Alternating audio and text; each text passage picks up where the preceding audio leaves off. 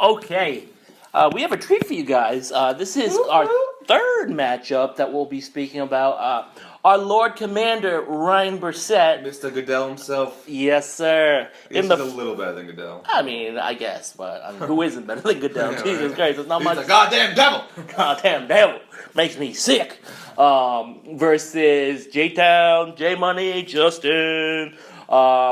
So we have this matchup here, and we have a good one for you guys. Ryan and his quarterback, we have Matt Stafford versus Russell Wilson. So Matt Stafford is playing Washington. I believe he's playing at home. That's going to be a pretty good matchup for Ryan. 100%. That's going to be a dog fight. Well, a lot of scoring, I yeah, think. Exactly. Terrible defenses.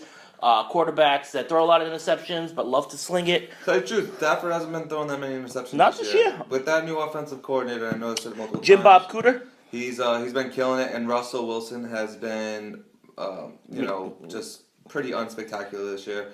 I expected a lot of big things from him with Marshawn Lynch going away, but apparently it just hurts his game, and his receivers are definitely feeling the effect of that. So you're giving this one? This one's easy. I'm going to give it to Stafford against Washington. Russell Wilson's playing Arizona. Their defense is too yeah. nasty.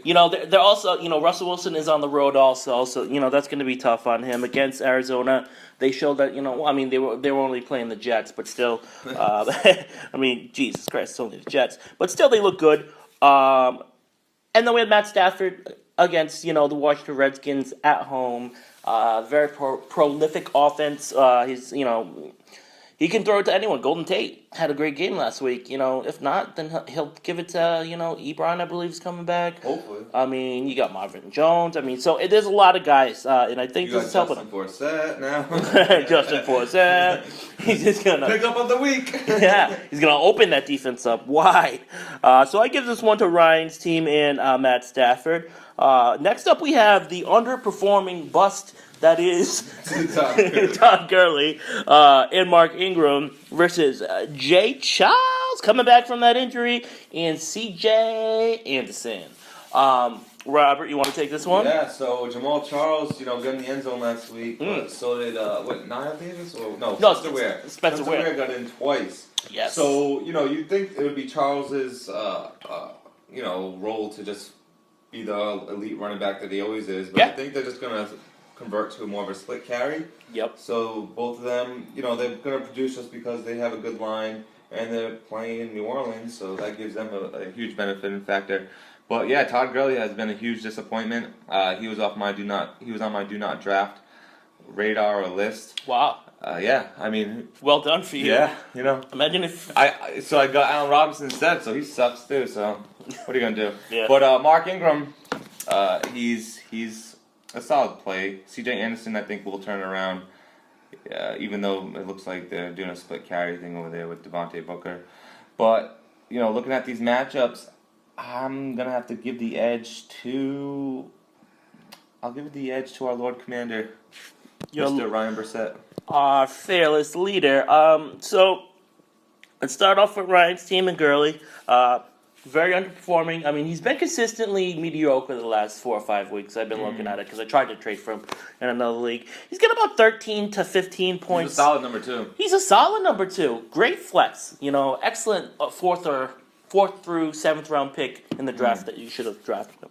Unfortunately, he drafted him top 5. Yeah, so that's tough. But no, in all seriousness, I'm sorry about your bad luck, Ryan. Mark Ingram, also mediocre. Nothing spectacular this year. Having a down year from last year, but he'll still produce. Jay Charles, you're exactly right. They're gonna split those carries until Spencer Ware starts to suck, and he's not sucking at all. No. He's been killing it. You know what that is? It's the Aaron Foster syndrome. When you saw J.A. Jai blow it up for 200 yards, what was he doing the last 2 or 3 weeks? Seriously, the second that his job's in jeopardy and Aaron Foster comes off the injury list and starts to be activated, now you start to try. It's something within the black man, the innate. It's in their genes. It's in their genes. They're lazy until their asses. Levi's right there. Yeah, you gotta put their feet to the fire. So just a word of advice if anyone owns any slaves. And then Hey. to the next one, CJ Anderson. How's that going for you? Sorry. That's okay. Go, continue. How dare I not be racist? You can't. Ian, how could you say that? Hashtag never forget. CJ Anderson, though. CJ Anderson is solid. I'm getting scared that Devontae Booker is stealing some of his carries from my boy Justin, but he'll still get his, and you can't rely on Trevor Siemian anymore to throw the ball consistently, so he's going to get more touches. Yeah. Good things to come for CJ Anderson. I agree. Jay Landry and B. Marshall. Who do you give the edge to? Oh, my apologies. On that one, I gave it to Jay Charles and CJ Anderson. Javon Landry and B. Marshall versus Doug Baldwin and it's not Sammy Coates, it's actually Alan Hearns. Who do you give the edge to this week, Robert? So, looking at the names, this would be easy. It would be Landry and Marshall. And I actually am going to stick with the names because they're playing Baldwin, who's playing Arizona, like we stated earlier, and Hearns. I don't know what's going on with Jacksonville. I suspect it's their line. I watched them a little bit when they went to London. Yeah. That was the only game I watched, and they actually played really well. So I'm not sure what's going on. So Marshall, like you said about the Jets, they have a dog shit defense, and they will be down all the time. Landry, obviously, a shelf of himself from last year. Yes, another person with disappointing. Yeah, I mean, he's still consistent, though. He's a good number 2 wide receiver. Yeah. And, so we got Brandon Marshall and Landry, and I definitely have to give them the edge over Baldwin and Alan Hearns. Yeah, I mean, this isn't a pretty matchup by any means. Justin has Baldwin versus Arizona. He'll get his targets, a few points here and there, but I think he's touchdown dependent now, honestly, to have a good game. He's not on the volume reception like other people. And then you have Alan Hearns, who's been consistent, gets you around 10 to 12 points every week. Yeah, I said it earlier. He's a great flex. Yeah. That's nothing more, nothing less. And he's playing a weak Oakland team at home, so I expect him to actually have a decent amount of points. Jarvis Landry, yes, he's been very disappointing. I think it's more on Tannehill than it is him. Or to tell you the truth, you look at Ryan's team, Gurley's been a disappointment, Ingram's been a disappointment, Landry. Is it just because Ryan owns them that they're disappointments? Wow. Ryan, are you the mush? Ryan's the mush? Are you the factor in this equation that's making them play dog shit? This is so uncanny. You're right. I mean, everyone, Ryan. No, we're just joking. But seriously, you may get a call from the NFL. Ryan with these players instantly. He has a black bag over his head in the middle of the night. It's Project Goodell. I need Landry to fucking kill it this week. No, so I give it to Ryan's team. I mean, obviously he has the better players. Definitely. Yeah, better quarterbacks. Finally, our flex and our tight end, we have Zach Ertz and Randall Cobb versus Jordan Reed and LeGarrette Blount. So, just looking at this, we have Ertz versus the best defense in football. He doesn't look like he's still 100% healthy from last week.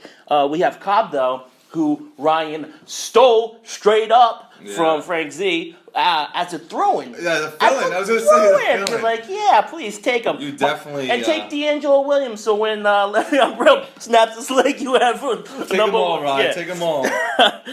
But he's been very good since he's been on Ryan's team. And then we have Jordan Reed coming off the concussion. Let's see how healthy he is. But if he's healthy, he'll get his targets. If he's healthy. If he's healthy. LeGarrette Blount, who's been getting a lot of his snaps vultured. You want to talk about touchdown dependent? He is touchdown dependent. He is now touchdown dependent because he's not on volume anymore either with a real quarterback throwing the ball behind center. So, honestly, in my perspective, I have to still give this one just because of the higher ceiling to Justin's team with Jordan Reed. I'm not a fan of Ertz this week against Minnesota. Yeah. I know Blount's not as good as Cobb, but I still think, Justin's team will pull it out. I would definitely have to agree with you. If Jordan Reed is healthy, he has a favorable matchup against Detroit. Exactly. And, Zach Ertz against Minnesota is going to be unless he gets in the end zone, he's not going to do much. Randall Cobb is emerging as that, go-to wide receiver that Aaron Rodgers loves again, which is awesome. So hopefully he can produce. But, and LeGarrette Blount, like I said, touchdown dependent. So with Jordan Reed there, I'm going to have to give the edge to J-Town Juggernauts as well. Nice. So for our pick this week, just looking at it and just being 100% truthful and a man of my word, I promised Justin I would never pick him again. But in all honesty, your wide receivers and your quarterback is making me pick against you. Yeah.